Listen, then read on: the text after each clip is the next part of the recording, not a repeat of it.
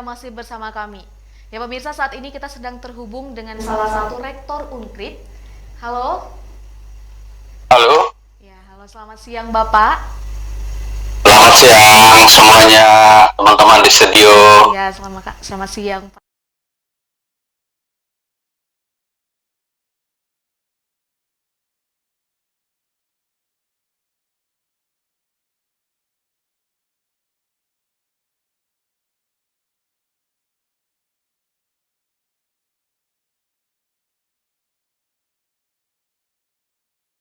Kira-kira pandangan Bapak dari akademisi terkait dengan pesta demokrasi yang di Kalimantan Tengah saat ini, Pak? Ya, sedang diselenggarakan saat ini, Pak.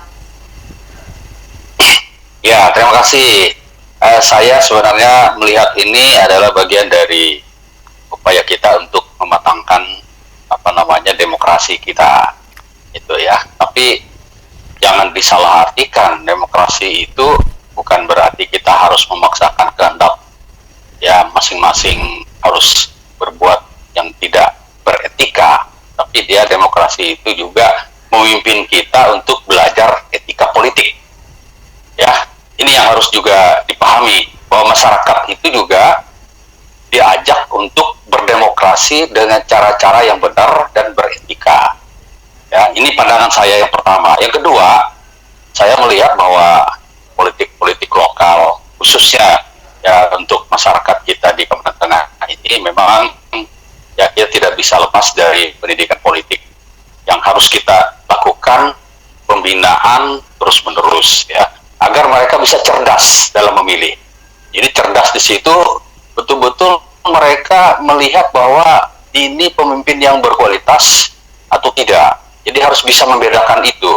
Oleh karena itu, cara-cara pandang kita melihatnya dalam konteks demokrasi ini ya politik itu harus beretika. Sehingga apa? Sehingga kita bisa memilah dan dan memberikan pencerdasan kepada masing-masing masyarakat itu lebih lagi meningkat setiap ada pesta-pesta demokrasi. Ini yang saya lihat yang perlu kita galakan dengan melihat kondisi-kondisi pemilihan gubernur atau pemilihan bupati wali kota yang ada ini.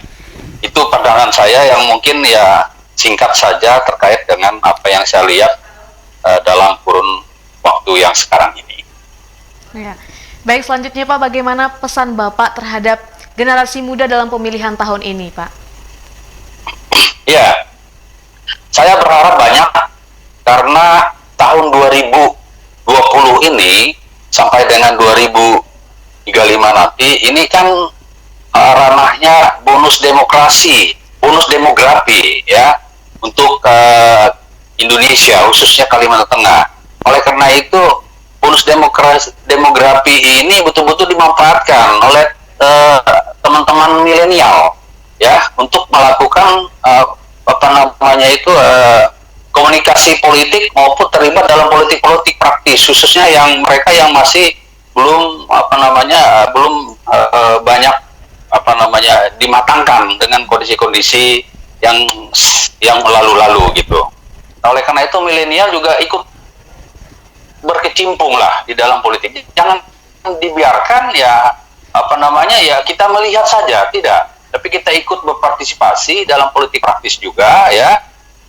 Teman-teman juga mahasiswa pemuda-pemudi juga ya khususnya kaum milenial ini ya diberi ruang lah untuk mereka agar mereka juga bisa ikut terlibat dalam politik praktis ya, sehingga mereka nanti akan bisa menjadi pemimpin-pemimpin daerah khususnya ya ke depan itu ya. Jadi bahasanya saya itu mereka ini memang diciptakan untuk menjadi pemimpin-pemimpin di masa depan ya. Saya boleh berargumen gitu, berpendapat bahwa kita sekarang itu masih kekurangan ya pemimpin-pemimpin yang berkualitas ya. Nah, oleh karena itu teman-teman milenial nih tolong ini supaya bisa menimba ilmu menjadi orang yang berkualitas ya. Berkualitas itu bukan berarti hanya pendidikan tinggi ya. Bukan hanya itu ciri-cirinya, tapi minimal ada 3 hal yang harus dilakukan untuk mereka ini supaya berkualitas. Yang pertama knowledge-nya, ya. Jadi knowledge itu bisa pendidikan politik, bisa pendidikan yang sifatnya umum, ya. Itu harus dimiliki dulu. Ya, kemudian yang kedua apa? Mereka juga punya skill, ya. Harus punya keterampilan, punya kemampuan yang lebih itu. Dan yang ketiga, jangan lupa bahwa peradaban kita ini, ya, peradaban kita ini memerlukan yang namanya etika, attitude, ya. Ini yang saya kira perlu kita tanamkan dalam rangka kita ingin memasuki dunia baru, khususnya dalam rangka revolusi industri 4.0 ini. Jangan ditinggalkan itu, ya, jangan ditinggalkan bahwa attitude, skill maupun knowledge itu menjadi bagian yang terpenting dalam kita menciptakan teman-teman milenial yang berkualitas, pemimpin yang berkualitas. Ya, itu yang menjadi harapan saya dengan melihat Pilgub, Pilkada Kabupaten Kota Waringin Timur dan pemilihan Gubernur Kalimantan Tengah secara menyeluruh itu pandangan yang menurut hemat saya perlu menjadi bagian yang terpenting untuk teman-teman yang milenial, ya. Itu pandangan saya terkait dengan teman-teman milenial ini. Iya Pak, selanjutnya harapan Bapak dari akademisi terkait dengan siapapun yang terpilih antara 01 dan 02 nanti di singgasana Provinsi Kalimantan Tengah, apa kira-kira untuk di dunia pendidikan, Pak? Ya, saya sebenarnya mewakili teman-teman akademisi. Boleh juga saya itu masyarakat, saya kira sama pendapatnya bahwa kita ingin Kalteng itu maju dan jaya, ya.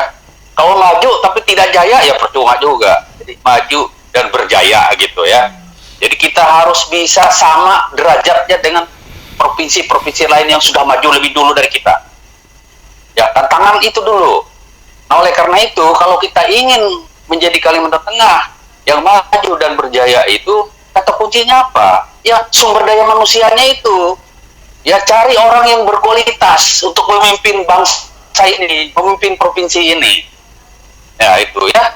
Jadi orang yang berkualitas pasti tahu mana yang menjadi masalahnya, mana yang harus cepat dilakukan solusinya, ya, dan mana yang menjadi kebutuhan masyarakat Kalimantan Tengah. Nah, oleh karena itu, siapapun nanti yang umpamanya jadi pemimpin di daerah ini, baik di Kotim maupun di provinsi ini, dua hal tadi yang saya inginkan, bahwa pertama mereka harus tahu persoalan yang mereka hadapi sekarang dan itu solusi utama yang harus dibuat. Yang kedua, mereka menjadi pemimpin yang amanah, ya, yang betul mencintai rakyatnya, tidak hanya, ingat ini, tidak hanya tersentuh pada satu golongan saja, ya. Itu karena masyarakat Kalimantan Tengah ini ya tidak hanya terdiri satu golongan, tapi semua golongan. Itu yang harus diayomi, dibina, dan juga diperhatikan. Nah, saya minta dua itu aja dulu, ya. Kalau yang banyak-banyak nanti takutnya nggak sampai 5 tahun nanti ya nggak cukup waktunya. Dua itu dulu, ya.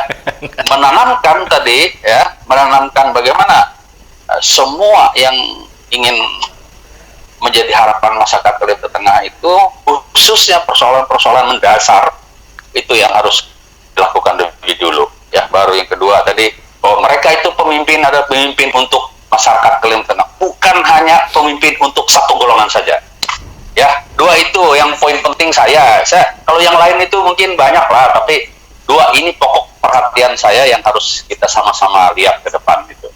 Itu saya kira harapan saya terhadap pemimpin kita ke depan ini, ya. Mudah-mudahan nanti Pilgub dan Pilkada Kabupaten itu bisa aman damai, ya, dan tidak ada masalah ke depannya, ya. Gugat sana gugat sini saya kira mungkin nggak perlu lah, kalau memang sudah jelas sesuatu itu menjadi cerminan kita harus siap kalah dan harus siap menang. Itu kata kuncinya dulu. Kalau kita tidak siap itu, ya jangan ikut pilkada gitu, ya. Itu harapan saya, ya. Demokrasi ya memang begitu kan. Iya, betul. Ya. Iya Pak, kami ucapkan terima kasih sudah bergabung, berbincang dengan kami di studio Jurnal Televisi pada siang hari ini. Ya, Ya, terima kasih juga Nah, saya sudah diundang ya untuk salam sehat semuanya ya. Salam sehat, Ya, Pak. salam sehat, Selamat Pak. keluarga Salam di rumah. corona. Harus lebih maju ke depan Ya, ya. siap. Terima kasih, Pak. terima kasih. Selamat siang ya, Selamat menjelang siang. sore ya. Salam sehat. Iyalah pemirsa, itu tadi kita sudah seperti pemirsa juga sudah mendengar dari kedua narasumber kita yang sudah bergabung. Tadi ada dari Pak Teras Narang, Iya, ya. tepat sekali. Ya, Pak Agustinus ya, Pak Agustinus Teras Narang. Agustin ya. Teras Narang Ya, lebih Agustin tepat. Teras Narang dan Pak Doktor ya, Benius MM, Rektor Universitas Kristen Palangkaraya.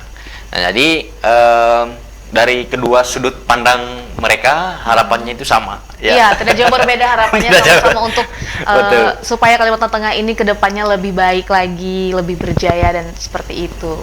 Iya, betul sekali. Oke lah pemirsa, nanti kita akan lanjut lagi, tetapi Ya. kita akan pamit undur diri ya. Dan sebelum itu kita akan jeda pada berikut ini. Buat pemirsa di rumah jangan kemana-mana karena kita masih 1 jam ke depan masih menemani Anda. Tetap stay tune depan TV Anda dan layar kaca HP Anda karena kita akan selalu update tentang quick count Kalimantan Tengah. Ya. Pilkada Kalimantan Tengah saat ini. Ya, saya mewakili kerabat kerja yang bertugas pada siang hari ini. Saya Alex Yuseca. Saya Widow Octavia, Pamit undur diri di hadapan Anda. Jurnal TV, One City, One TV.